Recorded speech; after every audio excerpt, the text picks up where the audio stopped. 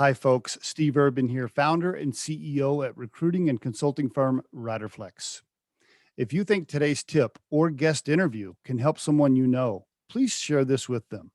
And if you enjoy listening to our show, please subscribe to our channel and hit the like button on the episodes. Finally, aside from our podcast, our day job here at Riderflex is to provide recruiting, staffing, and consulting services. You can visit riderflex.com to learn more about us and get the information on the services we provide. And now, a quick word from our sponsor and friends at Marketing 360.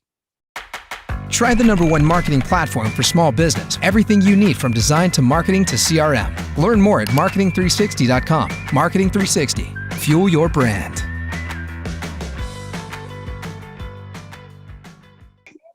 Kizzy Parks on the Riderflex podcast. Good afternoon, Kizzy. How are you?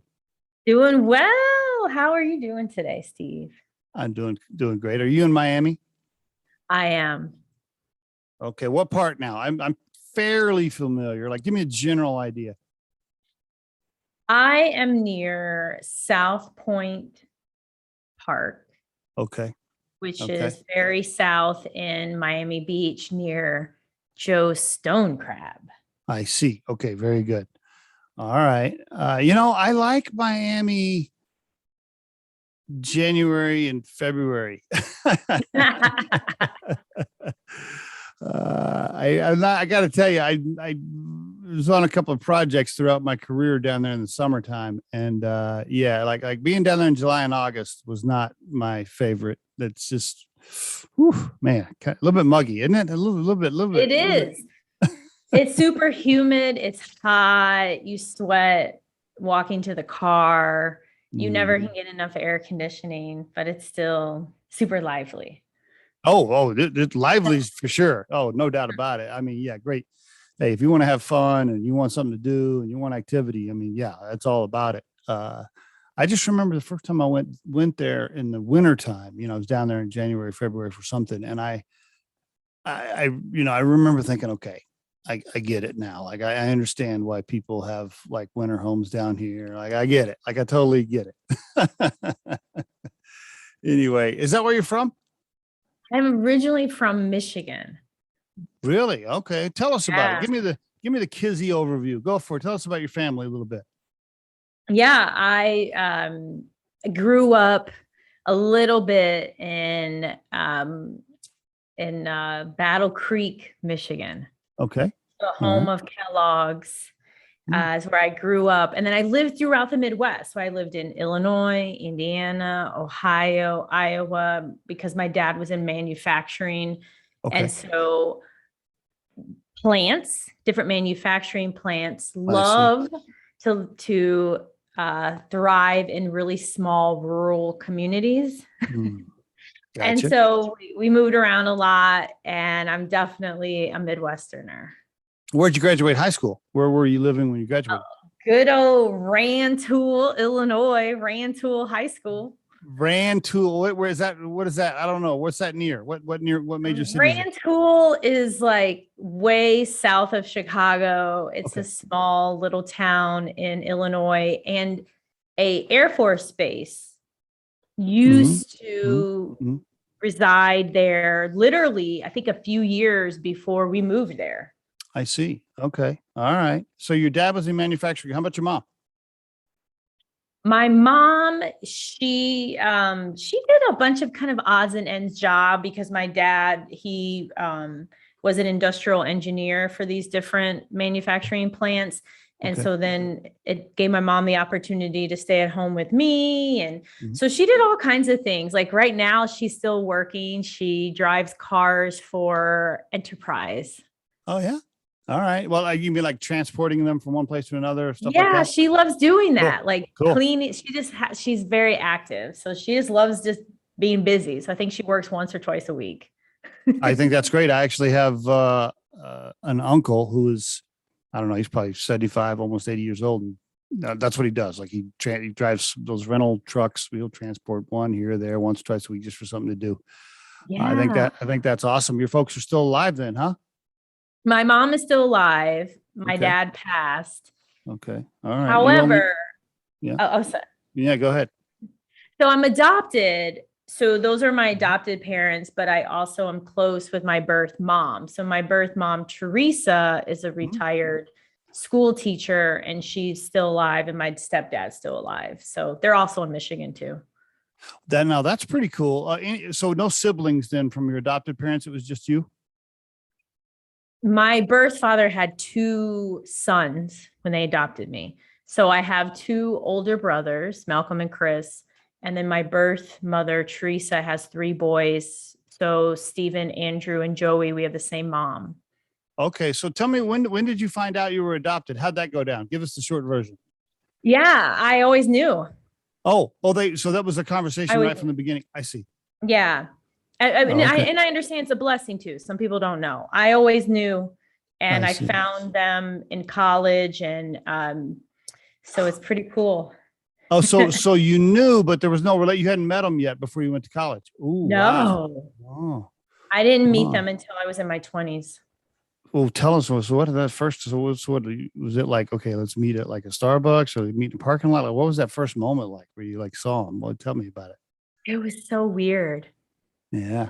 You know why it's so weird? Because can you even imagine not knowing what the woman looked like who carried you? Right. Or ever seeing a picture of your mother pregnant? I mean, that's what it's like. It's like, it's so foreign that this woman had me. Right. Right. So it was kind of odd. Like, I don't know if odd's the right word, but it had to be like, yeah, that would be, I don't know. That would be mixed emotions, I think, a little bit. It was. So it was cool to see her, but weird. And I was in my early 20s, so I was a mess in general.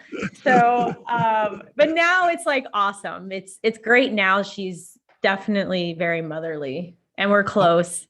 Oh, really? Did you have the challenge conversation with her? Did you ever be like, okay, mom, so what's up? Like, why'd you give me up for adoption? Did you ever hit her with it? I had a suspicion before we met. Okay. And it's true. It's the reason why I thought, and I actually met my birth father briefly. Okay. What was that? Was that same thing? Kind of odd, I'm sure, right? It was odd because I realized how much they were still in love. Oh, really? Yeah. Well, are they still together? No. Oh, I was going to say. But what, you felt there was still some sort of connection between it, like some sort of emotional connection there?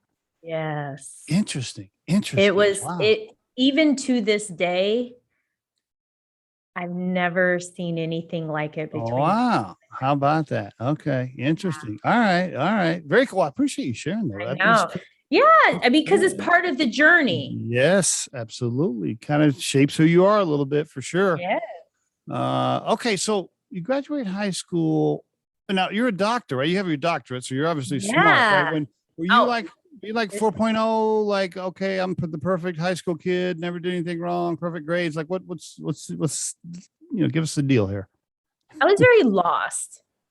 I was like very lost in high school because we moved in the middle, like after my sophomore year in high school. Well, that's tough. So I felt lost, and I wasn't happy with myself. I did well enough to get into several undergrads and to have options.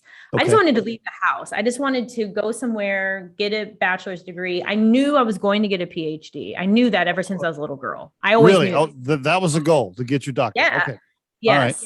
All right. Yeah. All right. Wow. That's impressive. When I was 18, all I cared about was, like, I don't know, drinking beer and chasing chicks. All right. So you knew you wanted. So you got into school. Well, first of all, before college, though, high school, were you a normal kid? Did you get in some trouble? Were you a little bit wild or straight? Like, were you like, going to mass every day or what? I was pretty nerdy. Like, I loved reading. I mean, I had friends that did whatever, and there was no judgment. I didn't care. It just wasn't my thing. I didn't want to, I didn't drink in school. I didn't do anything. I went to school. I worked. My whole goal was to get out. It was like a prison sentence. It was, let me get through this. Let me get done with all these high school people. I want to go to college. I want to live my life. I don't want to be at home anymore. Okay. Well, were your parents driving you nuts? Were they too conservative, too strict, or what? They just were driving me nuts in general. All right. How did you decide on Alfred University? What, they gave you the best deal, a full ride, or what? Yeah, they gave me a pretty good deal because my Okay. test scores were not the best. Oh, And all it definitely were not the best, but I had many options. So Alfred gave me a really good financial aid package. right. I liked the vibe. I never visited, and I Okay. ended up loving it. Okay. All right. And you knew when you were going to get your psychology degree, you're like, well, this is just one step. I'm getting my master's after this. I mean, that was a plan all along. Yeah. Then the next plan was, okay, I gotta leave here. It was bittersweet because it was great being in one place for 4 years, but I knew I needed to go on, earn a master's, PhD, and I guess pay back these student loans at the time. So why Florida Tech? They let me in. They did. However, it was probationary. Oh, really? What, were your Yeah. grades not good at Alfred or what? My psychology grades were good. I want to say my psychology GPA was over a 4, and the last 2 semesters I made the dean's list. Okay. But my other grades, because I was still lost, I was a mess. I was drinking, I was partying. I went wild in college. Oh, so that's when it got a little wild. Okay, good. Yeah, All right, I I'm was glad. out of control in college. Really out of control. All right. So they let me into master's degree program, probationary. I I went see. there, crushed it, took 2 years off, and then went back for the PhD. I had to reapply too. They didn't just let me back in. I had to reapply for the PhD program. Did you move And- to Florida? Did you move to Florida to get your MBA? And then what? Did you move back home for 2 years? What'd you do? I moved to Florida for a master's degree in industrial organizational psychology. And then I stayed because at that point in time, Okay. I was like 300 pounds. I was What? so in debt. Yeah, I was like a hot mess. And so I took those 2 years to lose over 100 pounds to What? pay off Oh, wow. debt. Yeah. Okay. So All I right. stayed there. I couldn't go back. After you come here to Florida, it's very hard to, in my opinion, to leave. Yeah, gotcha. Okay, gotcha. All right. Wow. So okay, paid off our school debt, lost a bunch of weight. Those are 2 huge things. Plus, Yeah. started to get your doctorate. Yes. How are you eating? How are you surviving? How are you like paying the rent? Well, I mean, once I earned my degree, I ended up working in a call center because it gave me freedom to get ready to reapply for grad school. Okay. So here's what I mean. I could have easily went the route and applied and received a typical 40-hour week job in human resources training, etc. Yeah. But I knew I wouldn't have any time to work out, to earn extra money. And at that point in time, the call center job, I earned a lot putting in overtime, and it was really easy and it was flexible. And then in addition, I taught in person. Since I had the master's degree, I taught for all these different schools. So I was really able to bankroll the money. I had the flexibility. It was adding to my resume to then reapply for graduate school. Okay. So it was part of the plan. Okay. Very good. Very, very good. Okay. Now, are you dissecting me right now? Are you like mentally like deconstructing me? What are you doing? No, not today. Maybe next time. You don't teach. Well, you teach, I guess, with your company and what you do for a living. But do you teach at a university right now as well, part time? I do not. I finally let it go. Really? After 10 years, I resigned January. Well, the students just driving you nuts or what? Getting on your nerves? What's the deal? It was just, it was this unnecessary crutch because I kept thinking, well, if my business falls apart, at least I have a paycheck. Like at least I have a job, I have a paycheck. So it took me 10 years to realize this wasn't falling apart. Gotcha. Sometimes it's good to just go for it anyway, right? And just kind of cut the ties there, let go of the safety net, and just go for it. Okay, very good. All right. Well, I appreciate that overview. Thank you for all of that. Okay, so you started consulting back in 07, but now you've recently, launched. I don't know if you rebranded, but GovCon Winners, by the way, for the listeners, let me just make sure here, GovConWinners.com, right, where you can find Kizzy Parks, GovCon Winners. Is that a rebrand, or is that why does it look new on LinkedIn when you've been doing it for so long? Why don't you, tell me, go for it. Yeah. So my main company, KPC, provided and provides services to the federal government. Okay. That's So K Parks Consulting. Yes, K-Parks Right. Consulting. And I realized, especially during the lockdown with COVID, that there were all these interesting people claiming that they could help others win contracts, and they had all this knowledge around government contracting. And I had no idea there was this whole space, but the information and the training they were selling was very frightening. And it scared me that people were paying and put all their hopes and dreams into these options out there. And I thought, hey, I've been awarded over $50 million in government contracts. I didn't have any kind of connection to the government other than a fellowship. I didn't have a business before. I didn't work at Deloitte. And I thought, man, I really need to put something out there, because there are all these people buying these programs that's really not getting them anywhere. And so I created GovCon Winners to then help small business owners learn how to find, bid, and win profitable contracts, because that's the key in federal government. You want them to be profitable.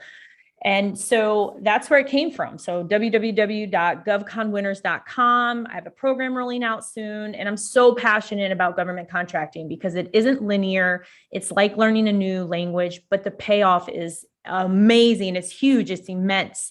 And it's awesome to be able to serve our amazing country and to really leverage taxpayer dollars to be able to do so.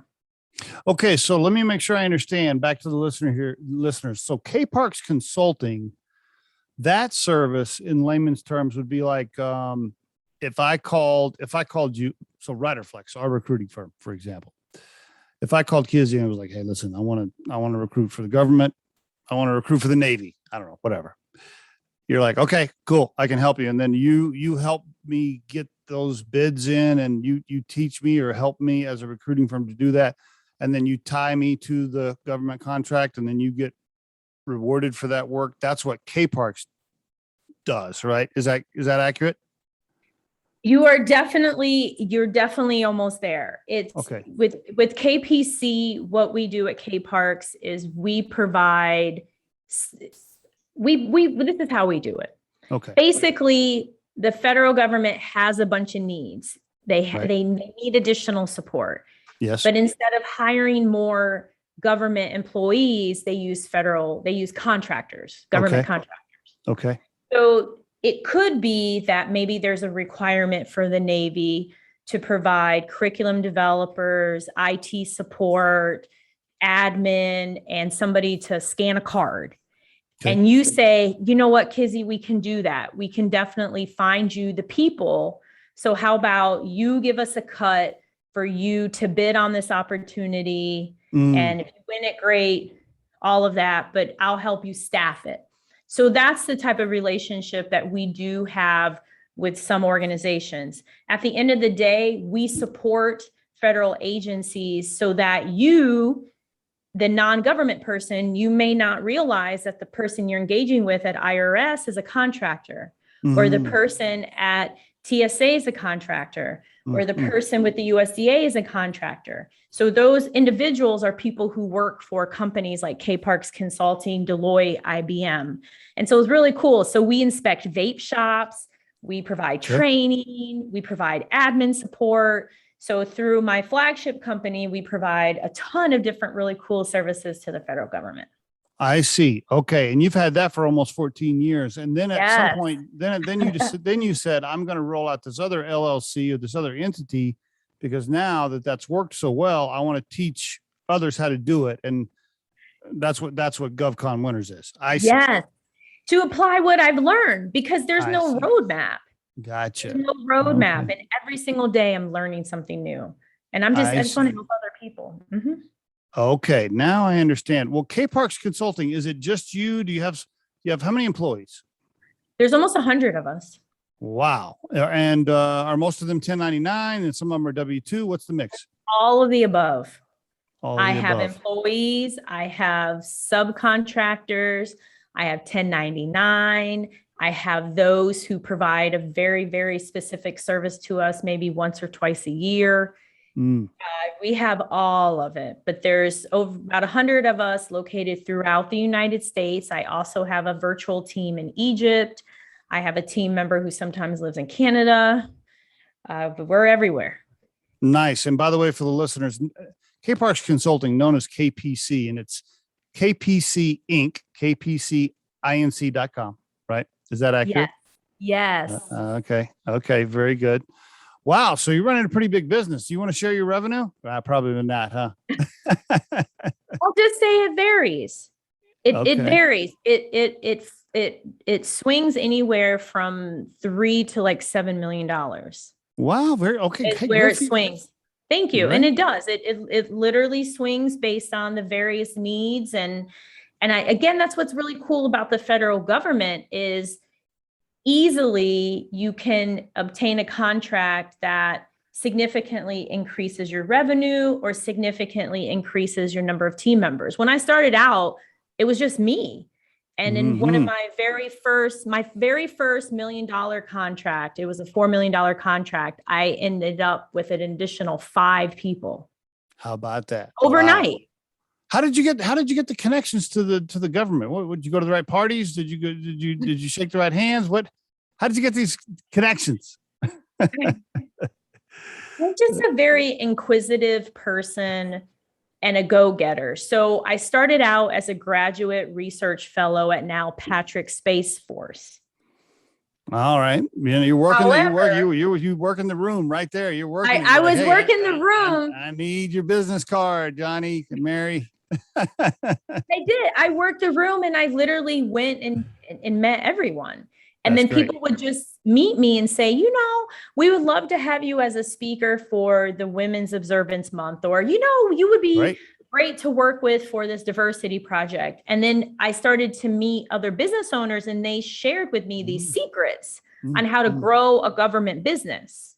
How about that? All right. Ran with it. I love it, man. Okay. Congratulations. Are you still 100% owner? Do you have any equity holders? Do you have any investors? No. You're it. Okay. That's it. You're it. 100% owner. Cash flow positive. Any debt? No debt? The only debt we have is our credit cards that we use for our travel, because one of our contracts has $800,000 in travel. Oh, I see. Okay. Very good. Yeah. All right. Yeah, but those are Amex. Those are Amex points that you can use to cash in for vacation later on. Yes, definitely. So. Okay. All right. Love it. Okay. Very good. I appreciate you sharing all of that with me. So what advice would you give an aspiring entrepreneur that has got all this college debt, got their MBA or their doctorate, they want to start something based on what you've learned? They want to start a service business of some kind, because, that's, you don't have a product business, right? Not really, right? It's a service business, kind of like ours here at Riderflex. And they want to start a service business. What would you tell them? Go for it. You just really to go for it, because we spend so much time, it's so easy. And I remember it thinking, oh my gosh, I can't believe I need to make a payment in the amount of like $864 every month to Sally Mae. I was like, this is so much money. And it is. It's still a lot of money. But also you have to think about, well, what interests you? What's going to make you happy? And the loans are going to be there. They're not going anywhere. I mean, maybe, I don't know, but they're going to be there. But why not try and see if the market is receptive to your idea, to your service? You can go on a Fiverr, you can go on an Upwork, you can contact business owners like myself at KPC to see if it's something that we're looking for. And you can at least test it. If you're an artist, sell on Etsy. If you want to provide a resume review service, put it on Fiverr. Or you want to provide translation services, put it on Fiverr or Upwork, and just see what happens, because there are people who make $500,000 a year on Fiverr. Right. Isn't it interesting when you meet people how scared they are to try to start something on their own? That people that are in regular jobs, right? They work for a big company, whatever, and they just get up every day and drive 45 minutes and go into their little building and then drive home. And then they come inside and they pet their dog and then they start dinner and then they watch their little TV show that they like to watch. And then they go to bed and then they just do it again. But they're so scared. They're so scared. They're like, oh, well, what if it didn't work out? What if this, what if that? I'm like, well, what if you get laid off tomorrow too? That could happen too. It could easily happen. I'm always amazed by that. So you encourage them. What about the money, the startup cash? I guess in your case, it didn't take a lot of capital, right? Because you didn't have to invest in any inventory. You didn't have to buy an office. Hell, do you have an office now or is it 100% remote? We have 2 offices, but the only reason that we have them is 1, for facility security clearance requirements. And number 2, because for one of our contracts, we have to secure certain documents. I see. So literally that's the only reason that we have them. And and it stores things. So, and the office is amazing. Candy in the 1900 building she's fantastic. And so it's great having that building because then it provides other services that we need for things going on with KPC. Shout out to Candy. Do you have to go there? Do you have to go in or no? No. I only go in there if I'm in Melbourne, but no one goes in there. No one's there. No one goes in. Do you do a lot of travel or have you traveled much lately? I have. I've done some traveling, mostly within the state. I went to Michigan to see my family. Okay. Did COVID affect your business at all? Yes and no. Okay. Yes, in the sense of, so we've always been virtual. When I first started KPC, we were always virtual. And the way it positively affected us was that the government was forced to work virtually and realize, wow, you can really do this virtually. I see. So that was really cool. And it also opened up the opportunity to obtain the cell phone numbers of federal government contract officers. Love it. Even winning some lucrative contracts during COVID. Where it hurt us, one of our contracts involves inspecting vape, like vape tobacco shops. I see. You can't inspect a vape tobacco shop if the state's on lockdown. I see. Gotcha. So we had, that's also the other reason for the revenue kind of ebbs and flows. So it had an impact, but it was temporary. And thankfully our inspectors are part-time for the most part. So it didn't have any kind of crippling effect. It really just reinforced how we already operate. We've always been virtual. So it wasn't a huge kind of culture shock for anyone on the team. It was just more of like, okay, well, it looks like we're almost 100% virtual all the time. Mm-hmm. Yeah. I mean, we're 100% remote at Riderflex. We never have had an office. And I mean, I think it's great. I mean, with the technology, I mean, it's like I'm in the same room anyway. They just jump on Zoom and we're talking, right? I mean, yeah. Same, the vape stuff. I got to ask you a quick question. What are you inspecting in the vape? Like what's being inspected? The amount of tobacco or what are you checking? I'm curious.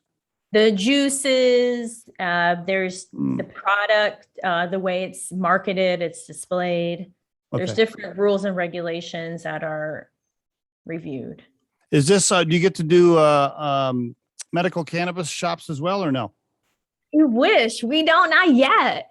I don't know if the federal government is in that space.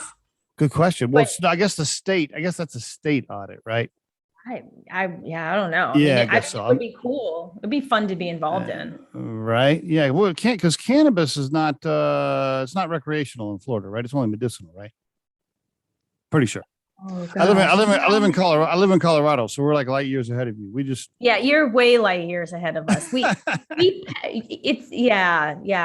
know it might be both, but then the different cities started passing interesting laws. Oh, okay. Yeah. So especially here in Miami Beach. So it makes it a bit complicated. It's kind of like gambling in Florida. It makes for fun topic. You guys got your own thing going on down there. I see you guys in the news all the time. Your governor's in the news all the time. He does whatever he wants, I guess, or at least it looks like. I don't know. It is. It's a very, Florida, everybody makes fun of that little Florida man. They always talk about Florida man. All I can say is, as an entrepreneur, this state has been so loving, and they have so many free resources and really cool opportunities. Who would have known Florida? I mean, I didn't know, probably your listeners know, but I didn't know Florida was a hub for government contracting. I had no idea. Not me either. Not till just now. Yeah. Like Pensacola, Tampa, Orlando, Melbourne, Jacksonville, even down here in Miami. And so it's a very cool state as an entrepreneur. They've been amazing. Well, okay. That's pretty neat. Let me ask you, as a CEO, I want to ask you a couple of things here as far as social media goes. I was looking, because when I was studying you, right, I always got to look up everybody, got to find out what's going on, try to find something on them, find something you said back in college that made somebody mad or something. No, I'm just playing. I noticed you're pretty careful on your social media, right? You're a business owner, so you're careful. You're not saying anything to make anybody mad, which is probably a good idea when you're a business owner, right?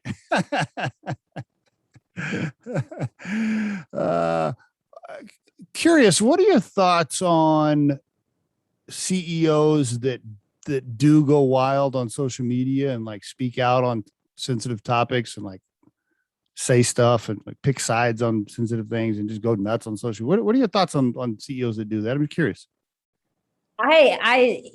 This is how I see it. Okay. There are means that some individual CEOs or not have, whether it's resources of monetary value, legal, maybe the support of different communities, and therefore they are very comfortable being very frank and outspoken on social media. Okay. And so I say, by all means, do what makes you happy and that you can sleep with at night. I take the approach of, I always like to think in terms of, if my remark makes like the Washington Post or makes, CNN, Fox News, is it something that I can stand by and wouldn't have a huge impact on everything that I created? So because of that, there are certain things I say. I post a lot about crypto. I'll make little, some remarks out there that align with some of my beliefs. But as far as making a post or finding anything out there where I was totally outrageous with what I said or posted, it's just not something you're going to find, because it's just not how I operate. Because at the end of the day, I am not a billionaire who has resources and can rebound if I mistweet something. Bingo. I think you just hit the nail on the head with what a lot of people don't quite get, right? Yeah, great point. If you're a multimillionaire, billionaire, and you got 4 houses across the country and you got all the money you need, sure, go on social media and say whatever you want. I guess it doesn't matter, right? You're not really affected by it, right? But if you're like 99.5% of the rest of the population, where we're all humping it out here trying to, do the right thing and get business, you got to be a little bit careful. You do. You have to be a little bit careful, or keep it to Telegram, Discord, keep it to the dark web. There's reasons for the onion, and go that approach. If that's the approach you want to take, by all means. The way you answered is exactly what I tell my friends, down here in town, right? I mean, they'll be like, well, you got a podcast, you should go say this, say that. I'm like, listen, man, I run a recruiting firm. The podcast is a side hustle. I run a recruiting firm. I want money from all clients. I don't care what their belief is on any kind of hot topic. I want to be friends with everybody. Yeah, that's how I am as a business owner too. I am open, it's like, I don't want to shut somebody out because of something that I post. And I also like to have a little bit of surprise. Right. Isn't it? It's kind of fun, right? Yeah. Isn't it interesting? What I find funny, Kizzy, is, so many people feel like they have to get mad about a certain side or a topic. Like, I'm just not that way most of the time. I'm like, hey, listen, you want to talk about whatever it is? I'm cool. Tell me what your belief is on something. We can still have a beer. I'm not going to be mad at you just because you like purple and I like green. Who cares? But you're right. The surprise thing is funny. Something happened to us in COVID here at Riderflex. This was early on in COVID. Early, I don't know, whatever it was, that the summer, right? Like June or whatever, 2020. I made the mistake of sending an email inviting one of our clients to lunch. Like it was a big client for us. We had placed like 100 people there as a recruiting firm. And so we had hit the 100 mark. So I was like, oh, we just placed our 100th person. I'll reach out to the CEO and say congratulations. And hey, let's meet for happy hour, celebrate. Oh, wow. That did not go over well. He was super offended that I suggested that we get together in person. He's like, I can't believe that you would ask me to get together in person. It's so irresponsible, blah, blah, blah. And he just blasted the shit out of me. And I was like, okay, all right. Let me see. Let me figure out. So, when you're a small business owner, my point is, when you're a small business owner, you're dealing with clients, you're right. There's a little bit of a surprise and you're always trying to figure out, okay, let me just see where this client is on this, whatever topic we're working on here, to make sure I don't piss anybody off. Yes. You got to be, not that you have to like bend over for people and just always kiss butt, but it's relationships. You got to be a little bit careful. And what I always tell my folks is, listen, 99% of the time, the client's right. If the client likes Mexican food, we're going to Mexican food tonight. If it's whatever. I agree. I definitely have that same mentality and have that through all of my companies, because I say to my team, the goal is to get into the family photos. There you go. That is the objective with our clients, family photos. And if they like Mexican food, if they like a certain font, if they like a certain template, if they like, for instance, one of our clients requires all of my team members to dial in at 8:30 every morning.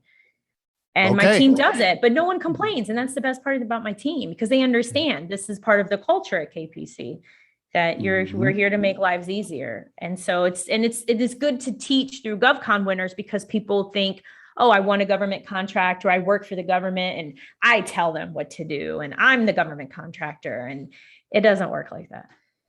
You're right. You're so right. And if you're listening to this episode of the Riderflex podcast and you're in the service business, it's great if you build a program or a template or a model that you would love for all of your clients to follow, and you kind of build this thing. You're like, okay, all of our clients are going to do this and this, and this is how we're going to do it. I remember when me and Scott, my co-founder, were like, all right, this is how the recruiting firm is going to go. And this is going to be our programs. And this is going to be our pricing model. And this is going to be this, this, and this. And we're going to have it always go in this. I'm like, okay, yeah, that was out the window in the first few months. It's like, no.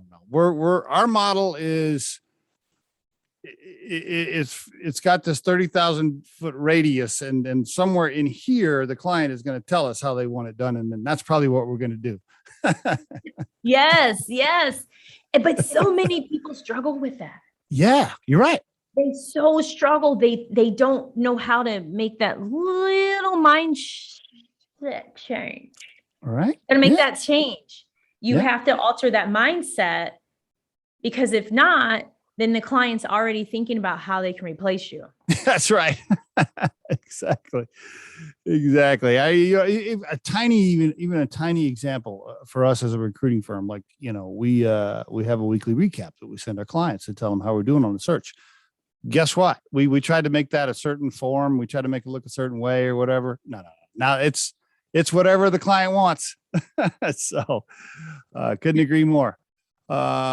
Okay, very good. I'm glad we talked about all of those things. Let me ask you: do you try to podcast at one time? Are you still doing a podcast, Adult Fluent? What's going on with that? I did. I have a podcast, Adult Fluent. I haven't recorded any new episodes. However, it's still Mhm. great to listen to. It's Okay. just I was just dabbling in trying something new. I thought it'd be really cool to create episodes to help motivate people, inspire Okay. people, give stories of hope and such. And so I did it, and it's All out right. there, Adult Fluent. It's on all Adult the Fluent. platforms where podcasts are found. Podcasting takes a lot of time, doesn't it, Kizzy? It sure does. It sure does. Takes a lot of time. As a doctor in philosophy, psychology, and all this stuff, well, you want to like summarize me at all? Do you want to give me the what's your, how do you describe Steve now when you're talking to somebody later tonight over dinner? You're like, yeah, I met this guy, Riderflex podcast. Well, what's your read on the situation? Let's see. Okay, let me channel. Get into doctor mode. Get into doctor mode. Let me Do I channel. need to lay down? Do I need to lay back? I know, not yet. Not yet. Let's see what I can do. Let me channel everything here. Okay.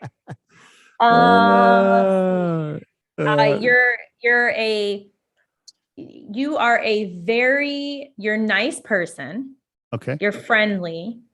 You are the type of person where you're interested in research and getting things right, but not to the point where like you're a perfectionist and that you allow perfectionism to get in the way. You like to be able to solve problems, which your way of doing so is by providing staffing. So if someone wants IT and medical and nurses and whatever they're seeking, you're able to fulfill that. And you're able to do so in a way because you have this personality where you care. You're not just providing, hey, I'm a recruiter, recruiting services, but you also show that relationship there. You show that you care about your clients and that you care about the people that you're recruiting. You also care about your those who work for you, those who are your clients, and you like to show it not only through offering lunch, but probably through a whole multitude of ways. You like to show and demonstrate that you're grateful. Wow, that is So regular. pretty. Wow, that's pretty damn good, Kizzy. Wow. Okay. Yeah, that's you got that in like 30 minutes. Holy cow! If I'm around you for all day long, you would know everything about me. Wow, that's probably what makes you so good at selling and winning over clients, because you can read people pretty damn fast, right? You probably, Yeah. I bet you can size somebody up at a dinner party in about 45 seconds. Yeah, but you know what's funny? Sometimes I'm so off with certain people. I can, and it definitely helps. It definitely helps in the government space, but it Yeah. also helps by having those on my team that fill my gaps when it comes to KPC. I see. Because, like being a Midwesterner, I don't have that connection to DC. Gotcha. Right. Okay. And so I have a team member who does, so she's able to relate and connect in ways that I can't whatsoever.